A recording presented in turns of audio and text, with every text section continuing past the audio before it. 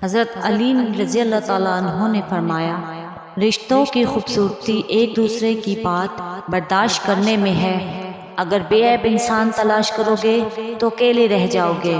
حضرت علی رضی اللہ تعالیٰ عنہ نے فرمایا، خاموشی اپنا لو مگر کسی سے شکوہ نہ کرو، جب عزت نہ ملے تو کنارہ کر لو۔ جب لوگ غصے میں ہوں تو ان کی بات غور سے سنا کرو، کیونکہ اصل حقیقت تب سامنے آتی ہے۔ حضرت علی رضی اللہ تعالیٰ عنہ نے فرمایا، سب سے بڑا جاہل وہ ہے جو ایک پتھر سے 2 دفعہ ٹھوک کر کھائے۔ جنت کے منتظر نہ رہو بلکہ ایسے بن جاؤ کہ جنت تمہاری منتظر رہے۔ خیال رکھنا تمہاری وجہ سے کسی کی آنکھ نم نہ ہو، کیونکہ تمہیں اسی کے ہر آنسو کا حساب دینا ہوگا۔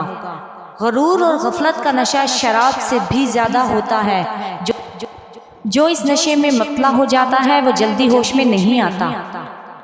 کسی کی اچھائی کا اتنا بھی فائدہ مت اٹھاؤ کہ وہ برا بننے پر مجبور ہو جائے۔ برا ہمیشہ وہ بنتا ہے جو اچھا بن کر ٹوٹا ہو۔ تلوار سے بھی زیادہ تیز وار مجھ پر اس شخص کا کہ آنسو کرتے ہیں جو اپنے نصیب پہ روتا ہے مگر نماز نہیں پڑھتا۔ اپنے بہترین وقت کو نماز میں وقف کرو، کیونکہ تمہارے سب کام تمہاری نماز کے بعد قبول ہوں گے۔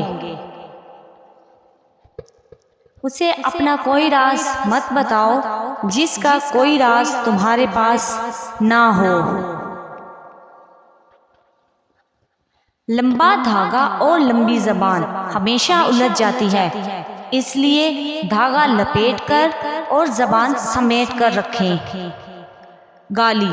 حضرت علی رضی اللہ تعالیٰ عنہ نے فرمایا، تمہارے منہ سے نکلی ہوئی ایک گالی چاہے مذاق میں ہو یا غصے میں، قبر میں ایک ایسا بچھو پیدا کرتی ہے جس کے ایک بار ڈسنے سے انسان 70 ہاتھ زمین میں دھس جاتا ہے۔ پلیز گالی کے اس عذاب سے سب کو آگاہ کر دے، شاید آپ کے ایک شیئر سے کسی کی اصلاح ہو جائے۔ صرف پیسے کا ہونا رزق نہیں، نیک اولاد، اچھا اخلاق اور مخلص دوست بھی رزق میں شامل ہے۔ جب بھی فارغ وقت ملے اپنی ماں کے پاس جا کر بیٹھا کرو، کیونکہ ماں کے ساتھ گزارا ہوا وقت قیامت کے دن نجات کا باعث بنے گا۔ صبح کا آغاز صدقے سے کیا کرو، کیونکہ مصیبت صدقے سے آگے قدم نہیں بڑھاتی۔ اللہ تعالیٰ صدقے کی وجہ سے 70 بیماریوں کو دور فرماتا ہے۔